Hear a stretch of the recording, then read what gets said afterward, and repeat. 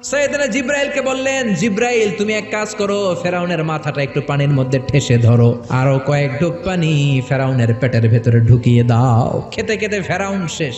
ফজরের পরে আক্রমণ। সাইয়েদনা মুসা আলাইহিস সালাম বনী ইসরাইলের মুমিনদেরকে নিয়ে দিলেন এক দৌড়। সাইয়েদনা মুসা আলাইহিস সালাম দৌড়াতে দৌড়াতে যে দেখলেন বিশাল এক লোহিত সাগর। আল্লাহরে ডেকে বললেন, আল্লাহ আমার সাথে যেই বনী ইসরাইলের লোকেরা আছে এরাই তোমার মুমিন বান্দা।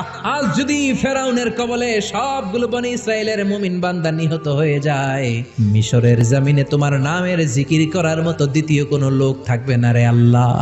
রব্বুল আলামিন বললেন, মুসা দেরি করো কেন, লাঠি ফালাও। সাইয়েদনা মুসা আলাইহিস সালাম লাঠি ফেললেন, লোহিত সাগরের এই মাথা থেকে ওই মাথা বিশাল বড় ব্রিজ বানিয়ে দিল কে?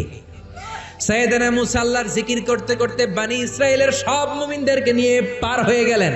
ইন দ্য মিন টাইম ফেরাউন তার সৈন্য সহ চলে এসেছে। এসে দেখে কি আজীব তামাশা, গতকালও এই জায়গায় কোনো ব্রিজ নাই, তাকিয়ে দেখে ওই তো মুসাকে দেখা যায়। সে বলল, আমার সৈনিকেরা তোমরাও মার্চ করো, মার্চ অন দ্য ব্রিজ। মুসা আলাইহিস সালামের পেছনে পেছনে ধরার জন্য সেনাবাহিনীর সব সৈনিকেরা লেফট এন্ড রাইট করতে করতে মাঝ বরাবর চলে এসেছে। সাইয়েদনা মুসা আলাইহিস সালাম লাঠি তুললেন, লাঠি তোলার সাথে সাথে ফেরাউনের সব সৈন্যগুলোকে ফেরাউন সহ লোহিত সাগরের মধ্যে ডুবিয়ে দিল কে?